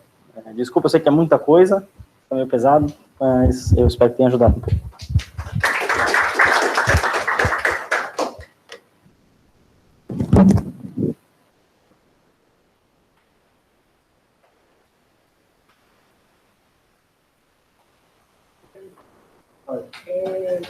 Da questão de tolerância, assim, de hemodinâmica da diálise, só para entender o racional, porque eu não tenho certeza se o raciocínio é certo. A ideia de aumentar o sódio da diálise para ficar mais tolerante é tipo assim, você perder do seu plasma mais devagar, né? Tipo assim, você está deixando o seu plasma mais, assim, você está deixando mais concentrado para você perder sangue, perder coisas do seu volume que está circulando mais devagar, é isso? A ideia é você manter uma fazer uma menor variação de osmolaridade do seu sangue. Isso que eu quis dizer, que apertar Você não... Isso que eu falei. O que você vai perder muito rápido na sequência do seu paciente é principalmente ureia, que tem que mais rápido. E você não vai pôr ureia no seu banho para compensar isso. Então, o que a gente faz, a gente é pôr sódio. E aí a gente faz com que o sódio do paciente, de fato, suba um pouco na coisa de diálise, não que ele caia mais ou menos, até suba, para compensar a perda osmótica da ureia. E aí, ao longo da terapia, isso se você tiver, por exemplo, água, uma máquina que consegue fazer de sódio, você pode, depois da diálise, subir o sódio do paciente, enquanto a ureia está caindo, e aí 2, 6 horas depois, começar a baixar o sódio. Aí você precisa ter um banho que você pode variar isso ao longo da diálise. Que é a ideia do que a gente faz o Desbic ou o Manitol antes. É mais ou menos essa ideia. E quanto mais fria a diálise, ela é mais fria, porque ela é mais tolerável, porque ela vasoconstringe. E o quão frio eu posso chegar? Essa é uma dúvida que eu tenho. Tipo, na contínua que a gente consegue ir mudando a temperatura. Olha, eu não vou te dizer assim, de evidência sobre isso, mas a gente conversa com o Solaneto, a gente usa mais como referência aqueles casos crônicos, geralmente. Né? A diálise mais fria, ela é desconfortável para o paciente. Começa a sentir desconforto está muito frio. O que eles usam mais ou menos como forte é por volta de 35 graus. Isso para pacientes que estão acordados, né, enfim, lúcidos e tal. Às vezes um paciente que talvez esteja totalmente sedado, fazendo 5, talvez você possa ir um pouco abaixo disso, se você achar que vale muito a pena para o paciente. Mas aí também você tem que pensar nos efeitos colaterais de deixar esse paciente talvez mais hipotérmico, de cardia, tudo isso. Esse professor tem uma... Acho meio denso, mas assim, eu não entendo muito bem sobre hemodia filtração. Inclusive, para mim, são dois mecanismos diferentes, são aqui quase antagônicos. É uma competição, o outro é por difusão. Como é que você faz um processo que, tipo assim, você faz os dois ao mesmo tempo? Não faz sentido, os dois ao mesmo tempo, mas eu não tenho ideia de como que isso é feito. E a outra dúvida é, tipo assim, qual que é a grande vantagem dessa entidade aí? Porque a gente compara a hemodiálise com a hemofiltração. Aí, no meio termo, o que eu faria isso assim? Cara, eu vou te falar que na prática, por que a gente faz isso? Porque dá menos trabalho para a enfermagem. A máquina, você vai olhar, a Multifiltrate, por exemplo, deixa eu pegar essa foto. Vai fazendo essa foto, deixa eu uma foto. A gente vai pegar a apresentação. Deixa eu voltar por aqui. Aqui atrás da máquina, você tem duas balanças, tá vendo? Uma aqui e uma aqui. Duas caixinhas que estão ali atrás. Nelas você coloca os banhos. Pode colocar o banho da diálise, o banho da filtração. E aí, cada uma delas está ligada a esses coletes. Se você só fizer diálise ou só fizer filtração, você só usa uma das balanças e um dos coletes. E aí você tem que trocar com mais frequência o banho. Se você fizer os dois, você pode encher ela de banho dos dois lados, você troca com menos frequência. Como a gente com frequência tem poucos técnicos e pouca enfermagem, é mais fácil deixar a hemorragia filtrando, você troca menos vezes o banho e dá menos trabalho. Tá? Em termos de evidência, não tem muita vantagem em hemorragia filtrar o paciente, mas também não faz muita diferença. Por isso que, em geral, você vê todas as multifiltrantes aqui do HC ligadas com uma hemorragia filtração. Agora, como que é possível fazer as duas coisas? Eu vou tentar te explicar.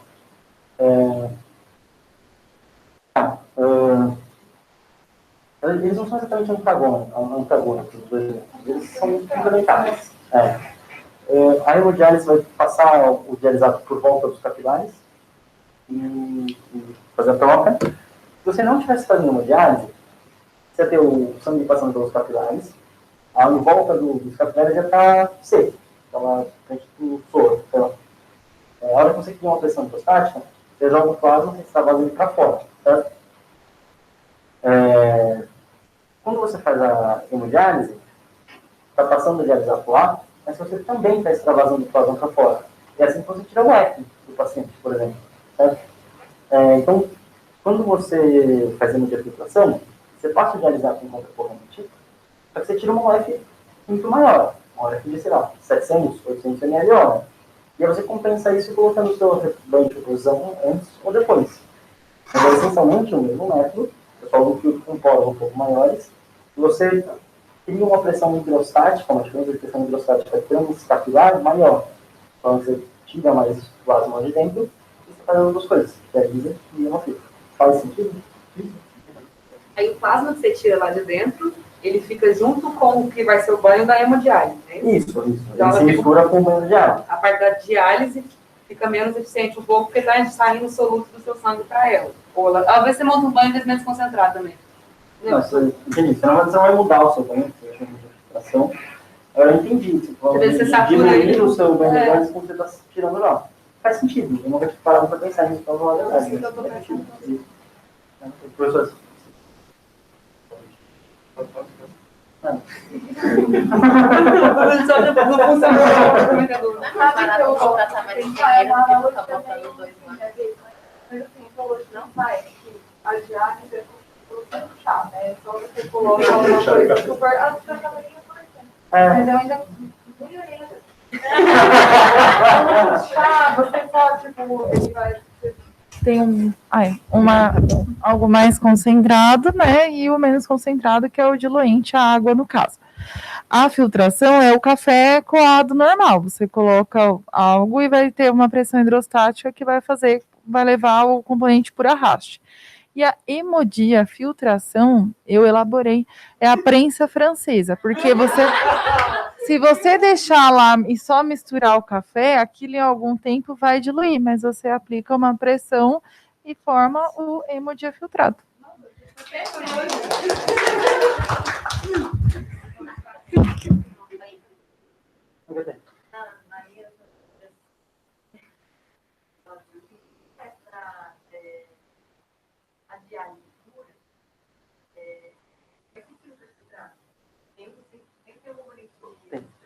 Sempre. Você tem um pouco de interpretação. É por isso que você tem sempre, se você não os seus coletes, isso, esse rolete aqui da Genius, que ele é o rolete que faz sair o F, e na Multifiltrate, tem esse rolete amarelo que é o da UF. Faz filtração. E outra coisa que me fala, como é que fica a diálise 2 para 1, dessa firma ali, como fisicamente você monta, onde que eu vou ver? Eles têm um sistema, uma biqueira lá que só a pessoa da Metro tem, e a gente não consegue fazer essa gambiarra se a gente quiser na UTI, assim, então ela tem que ir montada desse jeito. Mas a ideia... é que aqui, tá vendo onde tem essa pecinha? Essa pecinha é de onde sai o banho para vir para cá, e de onde volta o efluente para cá. Tá? E aí aqui dentro ela se comunica com o nosso banho daqui e manda uma terceira via para cá para tirar o ar. Você vai usar uma pecinha diferente aqui, que vai dividir a sua via do banho da diálise. E aí, pelo que eu entendo, e eu não tenho certeza, talvez o projeto vai precisar ajudar, mas eu entendo que você divide essa via, de forma que você faz, vamos supor, você está com um fluxo aqui de 250 de sangue. Você vai deixar em 125, metade do fluxo aqui para o filtro, e os outros 125 pelo que eu entendo, vai voltar para o banho e aí você vai redializar ele mais tarde. Você faz uma via 2 para 1 de forma que perde um pouquinho a eficiência da diálise. Não sei se é exatamente isso que você fez.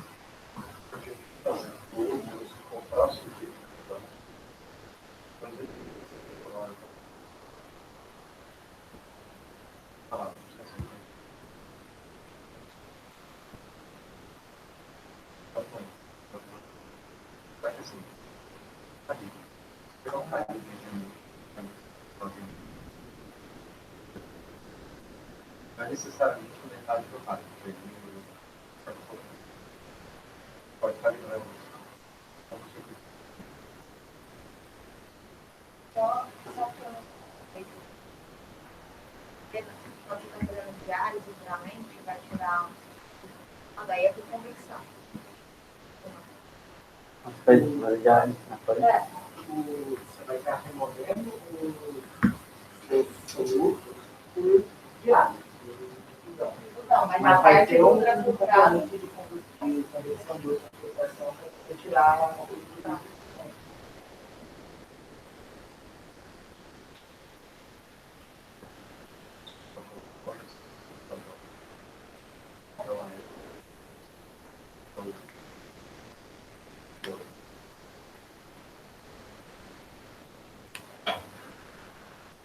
sabe?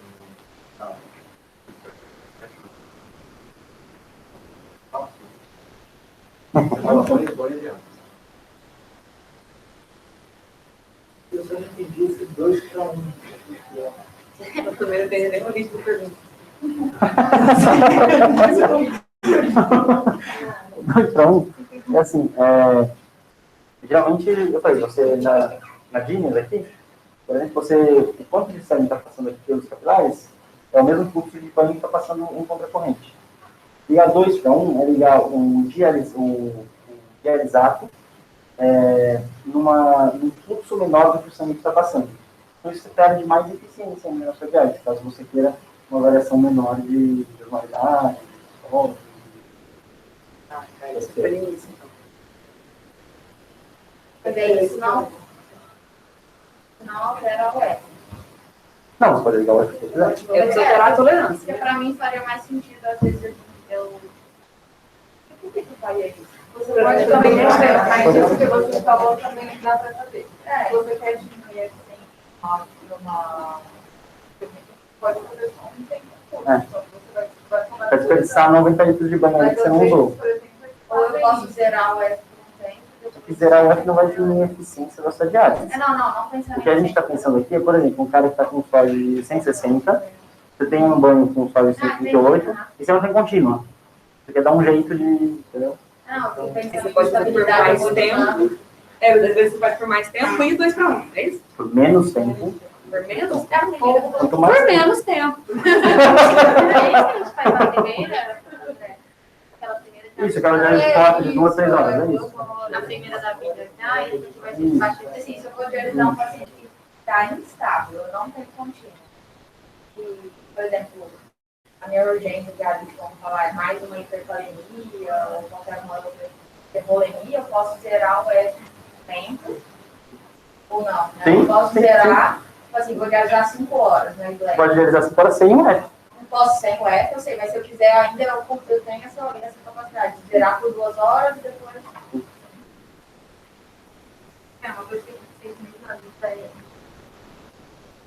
Por exemplo, a gente está instabilizando nas viagens. Mas qual é a coisa mais importante para determinar essa estabilidade? É a felicidade? Tá. É a temperatura? É o F? Acho que é o F talvez.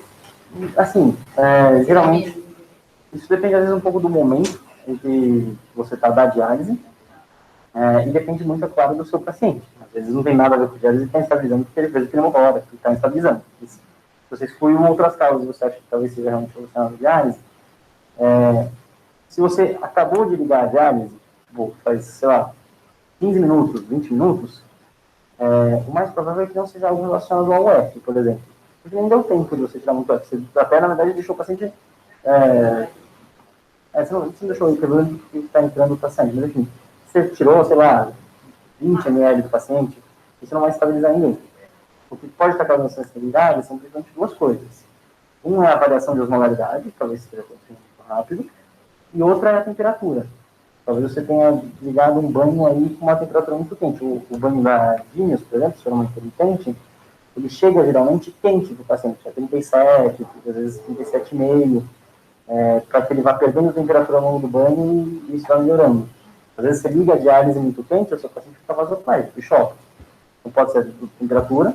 Numa diálise contínua, você pode mudar isso a hora que você quiser. Você tem a opção de mudar a temperatura na diálise. Então você pode pensar em baixar a temperatura da diálise.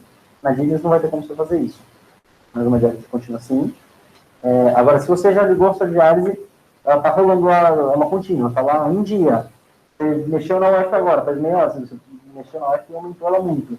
E o paciente, depois de 1, 2 horas, começou a estabilizar. Aí talvez você faça mais sentido você pensar que é o UF. Na hora que o paciente está lá, está quebrando o pau, se o paciente chocou, está ruim, não vejo nada errado em você zerar um pouquinho a UF por um tempo, para garantir que não seja isso mesmo e tentar pensar em outras coisas também. Mas, em geral, quando é muito rápido, não é o UF. Tinha um negócio que o professor falou uma vez, que eu não lembro o que é, que tinha alguma coisa de resposta inflamatória que entrava em contato com o circuito, com o sistema. Você lembra o que era isso? Eu não consegui, um dia eu fui explicar isso para alguém, eu não consegui. Tipo assim, lembrar.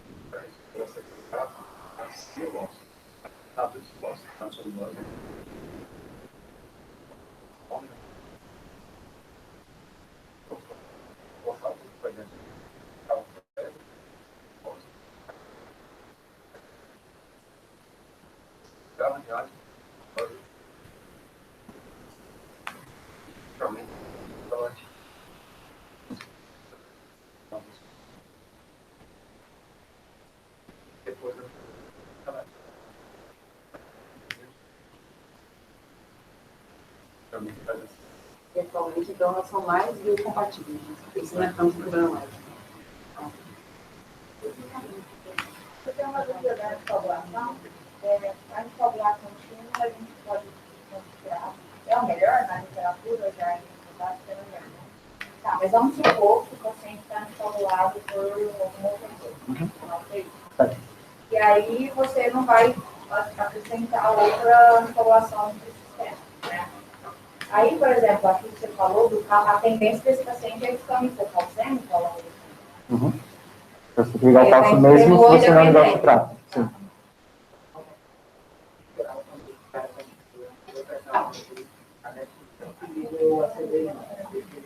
A gente vai passar um catéter e desliga a anticoagulação. Está com alguma coisa e para a anticoagulação. Então, eles preferem preservar a membrana por anticoagulação.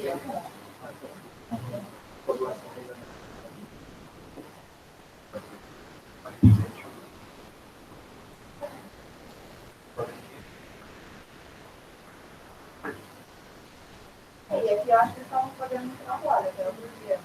Você está estudando associar a heparina ao citrato.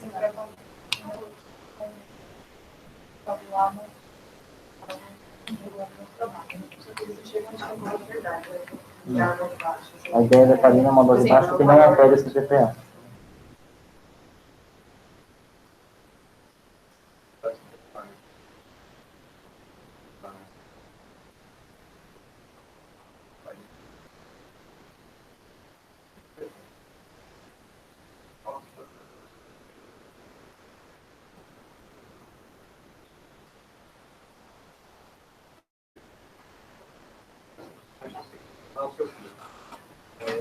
Vamos tirar até a pessoa falar, 200 ml por minuto. Pode muito baixo, você põe farinha pré, concentração.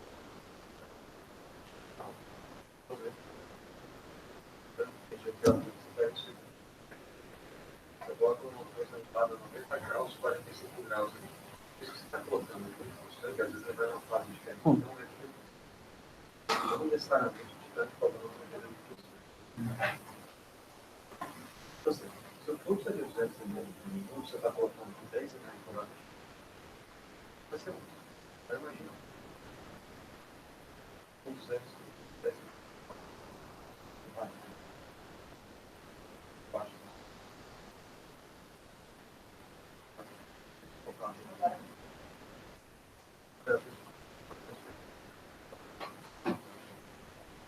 Caso eu tenho, por exemplo, não quero variar muito sódio, não quero variar muito ureia, faz sentido eu fazer uma diálise com um fluxo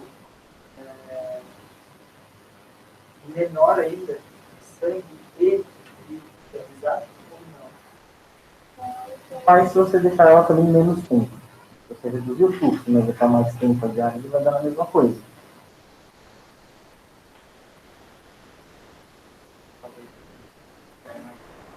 Não, para tirar, né, por exemplo, lá no ano tinha um paciente com sódio de 180.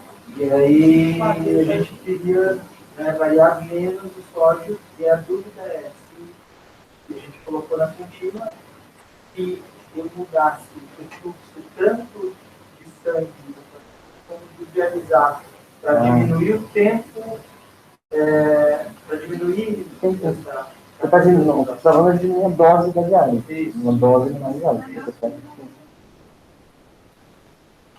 Mas definitivamente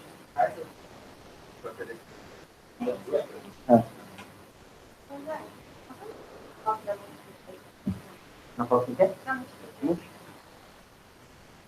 É que assim, quando era pra clínica, eu via mais a Sarna Sac. Onde está por aí? Ela tá lá no Leandro. Ela desse paciente. Onde que é o start stop aí, pra mim, por favor? É só teste Não, essa. É tudo teste, que ela fica aqui e você vai dar um ok aqui na tela. Né? Tem alguma coisa errada com a balança. É que a balança é super sensível, você tipo, dá encostar lá. Depois não achar funcionável. Então, quando ela começou a tocar no meu botão, que eu fui lá, eu clicava na tela, não voltava a funcionar. Eu acho que já estava perfeito mesmo. É, que aí você tem que controlar isso que ela tá dando. Ela veio para Tá tudo ficando muito pouco, vai ser umas 3. Eu apertava na tela e não voltava. Acho que aqui já estava perdido tudo. Eu falo tudo. tinha parado isso aí. Tinha parado tudo. Aí quando cheguei, estava dando, ninguém tinha avisado. Ela é super baixo o alarme desse negócio, inclusive. E aí não voltou a funcionar, não vai ter que. Exato. É isso, quando a luz tem que depois ele começa a ficar rápido e desesperador. Só para implementar as perguntas. As técnicas para identificar que a gente tem um pouquinho mais estudadas, que a gente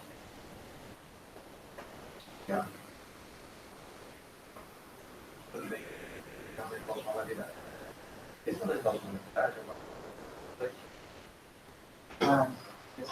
sobre esse complexo que é fazer alguma coisa, colocar pausa na comunidade, talvez colocar pausa as quatro. Bom, se eu colocar no livro pessoal, quando eu tiver o isso, vou trocar de frente. Isso é uma pessoal. Funcionou essa semana aí. Assim, da pergunta do Douglas, qual a vantagem de eu filtrar o leite e não ter a visão?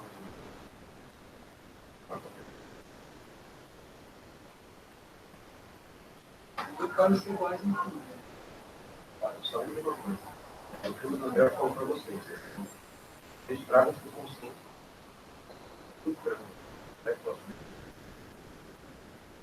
Você vai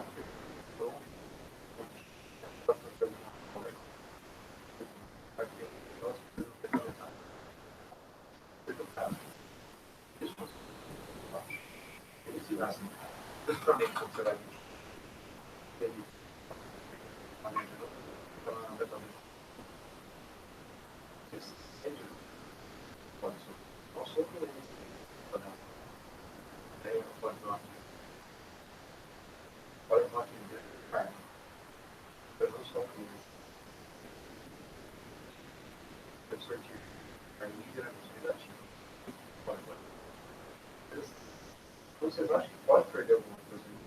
Talvez os senhores não realmente uma concentração. Tentar. Eu não consigo. Não vai não. Então, quando você não vai ficar lá todo dia, você vai ficar lá todo dia. Essa posição. Então, tem que falar. Ficar só a luz. Você acha que a luz é diferente. Quando a camisa, por exemplo, é a não, mas é um pouco fechada, você não consegue lá. Você tem que acreditar. Então, assim, nessa situação, se você só não está pensando, só chega a perder peso. Porque, assim, pelo amor de Deus, assim, o que você fala, esse leite, talvez numa situação, quando a gente fala melhor, você quer tirar desse nome e para lá. Já os produtos de ativo da corporação. PNA, corporação. Dados fora do PNA, podem emitir, perde, não é todo enorme.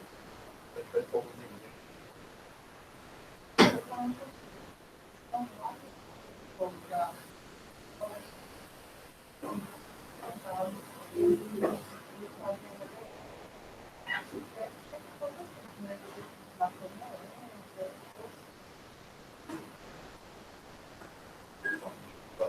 você mude a separação diferente do nosso CPFA.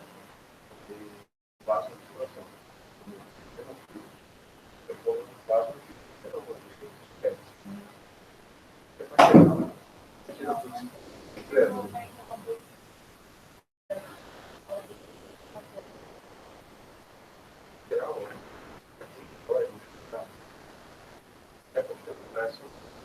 deixa eu ligar a data, até que era só uma operação, era só dentro de colete. Já, eu tenho isso. 6. 6 horas. Você pode fazer o que você quiser com ela. Está vendo todos os coletes aí? Vou mostrar. Aqui, o vermelho é o rolete do sangue. O amarelinho é o rolete da UF, do efluente. Esse verdinho é o rolete do dialisato. O branquinho é o rolete do fluido de reposição. Além disso, tem dois coletes pequenininhos aqui de metal. Esse aqui e esse aqui. Esse aqui é o do citrato e esse é do cálcio. Essa pressão da trilha também, ela injeta o citrato assim, ela puxou o sangue, quando ela toca o catéter do citrato, a gente cálcio entra, tem uma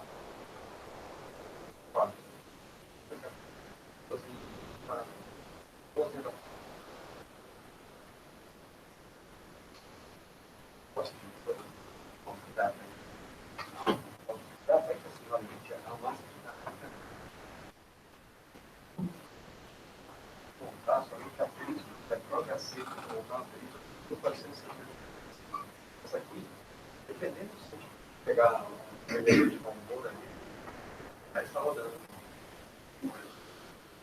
A última tem 10. Assim, não sei se quando virar uma defect, presta atenção na da dedão, né? No caso do dedão. Olha atrás, ela tem duas portas seriais para ligar essas bombas com a medida do fazer isso. Essa bomba volta para isso também, né? Ela faz a bomba sozinha.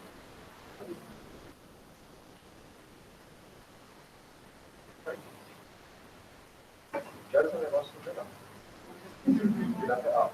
Outra coisa que é importante também, que é assim, o grau de liberdade dos nossos isso é então, você coloca aplicação, você coloca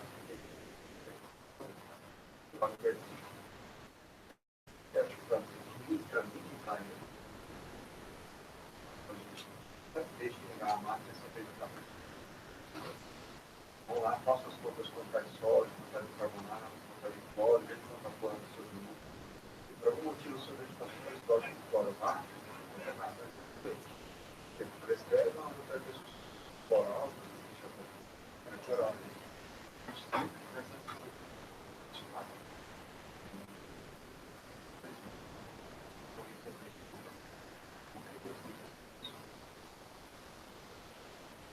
Bom,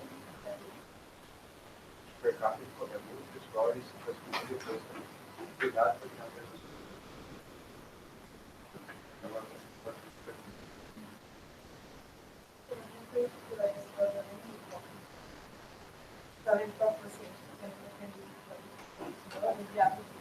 ótima pergunta. Outra coisa, a gente queria um molde para ver se quais são as perguntas que são para ver se se a gente quiser para a parte, as pessoas não sabem, não é toda a parte que você precisa, não vai ser não passa atrás, né? Toda vez é assim. Vamos ver para você. Mas eu sempre aqui.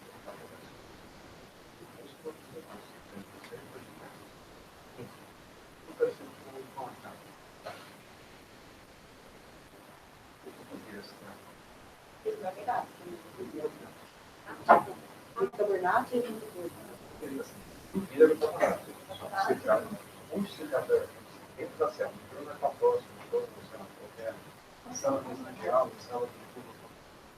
Onde ele é para isso? Então, aonde? Tá bom. Então,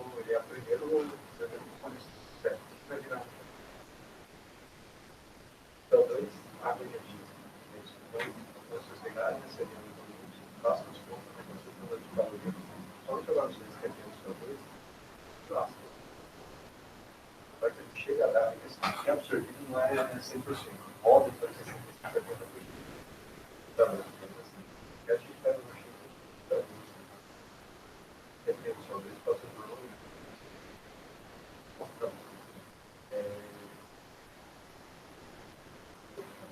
Assim, tem que ter calma. Tem que ter calma. Ele precisa e já é calma. Talvez. Como que é que eu você vai pegar um tratamento da célula, esse caso tem sangue, certo? Três características. Então, vamos pegar uma classe de assim, o ciclo de Berg é o ciclo da classe de coloxina. Então, dentro do trato de célula, ele vai precisar levar com ele 3 cargas positivas, que gerar o H+. Pode ser sólido, tá? Mas aquilo aqui não nasce H+. Você vai pegar esse H+, pode ser levantado, o que vai liberar para acabou. Então, para fazer um transporte internacional e gerar transporte. Agora você imagina, o ente que não tem a capacidade de pegar o sulfato por padrão. Você vai necessitar de transporte. O que necessitar para fazer para fazer o transporte? Conseguir gerar, mas o que a gente pode transportar? Então, transportar para duas mãos. Você está criando um falso também. Aos tocados explodidos, nosso resultado dessa relação. Em geral, apenas questão de configurar seu usador de tratamento. Eu sou de doce, por se cada cidade, você ficar na cidade. Tá bom. Aqui é capaz de incorporar. Por excesso de cidade, excesso de plantação. Agora, a gente não está bom. O resultado fica livre, né? Mas, pode ter, faz parte do resultado. Das coisas.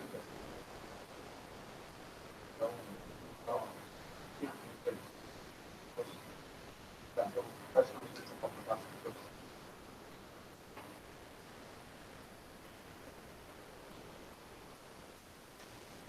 Tá ligado? Então,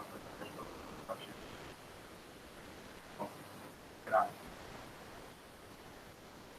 Matar simplesmente com isso é importante.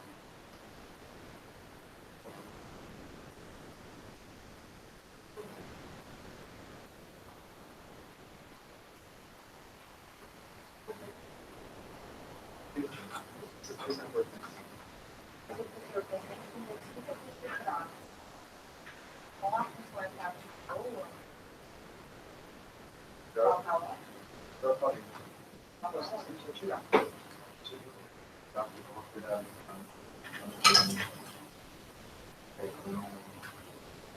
Não perder o fio, não fazer quando não tem. Quando não tem. Se você não tem esse caso, vai ter que fazer alguma coisa. Tirar isso aí. então, se ela pensar em relação ao sódio também, eu não posso falar hiper na frente, considerável. Então, na hora da prescrição, tem que lembrar disso também. Isso que eu falo assim, ó, o pessoal de 75 anos, esse mais de Mas é considerável. para 10 metros também.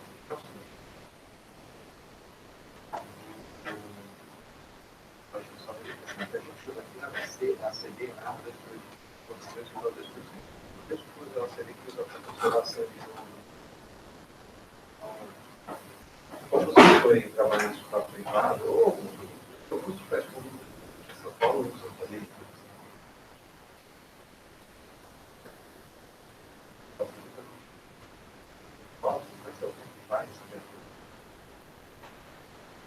São Paulista fazia, agora eles pensaram em fazer. Agora eles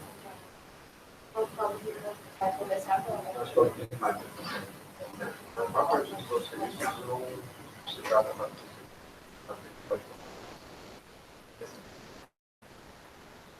ser.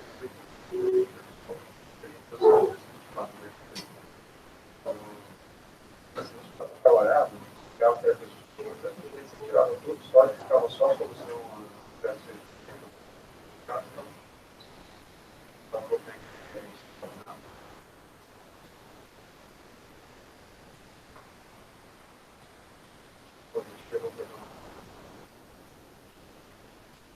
conceitual rapidinho. A SCUF, basicamente, é você passa o sangue e não visualizado, é isso? Aí só sai o F depois? Como é que seria de cobrar? Olha, desculpa você proteger quimicamente.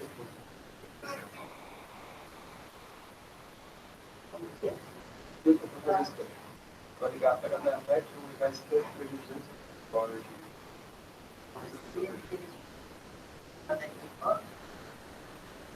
Corre e cobra. A redução, pode usar.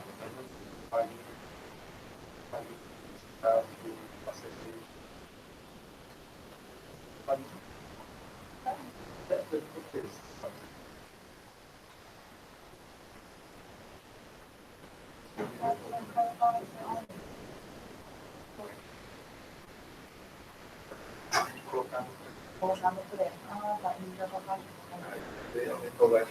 isso, já contar.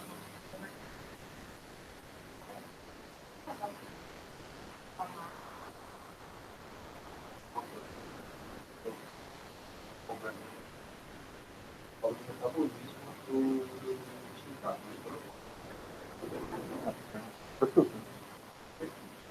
Qual é o sentido de arrastamento?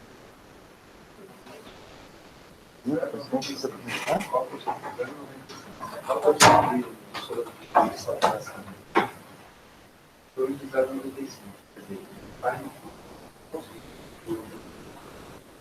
faz essa conta de deixar aí que seja uma vez e meia, 2 vezes. Vai ter esse cálculo, já está lista, para manter tanto tempo X, aqui tem ml por quilo de dose. E a dose da sensação. Pegar esse corpo, precisa fazer a dose. Eu não entendi vocês, arrastamento das 96 que você falou é de novo, né? Arrastamento é o seguinte. Você pega.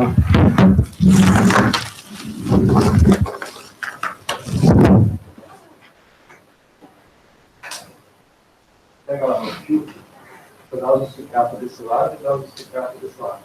Tá? 0,96 quer dizer que a concentração do citrato desse lado, toda isso aqui é o suco, isso aqui é o nutriente. O nutriente, você divide isso por isso aqui, 56% faz inteiro. Imagina então se você simplesmente tira, assim, você está pegando 2 litros por hora. Tá? Aí você pega, tira esses 2 litros, deixa 200 ml por hora. Tira a dose que está entrando, você está fazendo isso. Volta contigo. Todo esse citrato vai para sair. Então, você diminui a dose. Não só citrato, como sódio. Então, vamos ver que tem uma creme que é o carinho.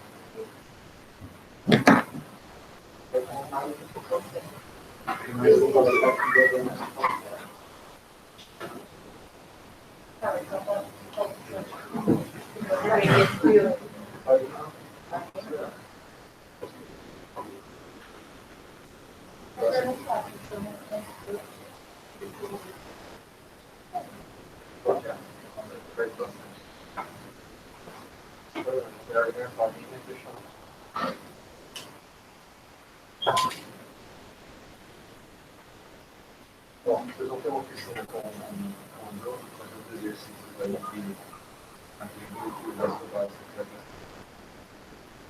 Cuidado para você, final, a gente vai tratar de aumentar a dose. Para de pensar o que acontece. Mas cada vez vai aumentar a dose.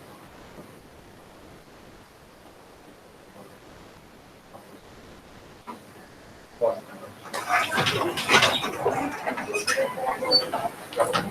Obrigado. Posso produzir tudo? Não.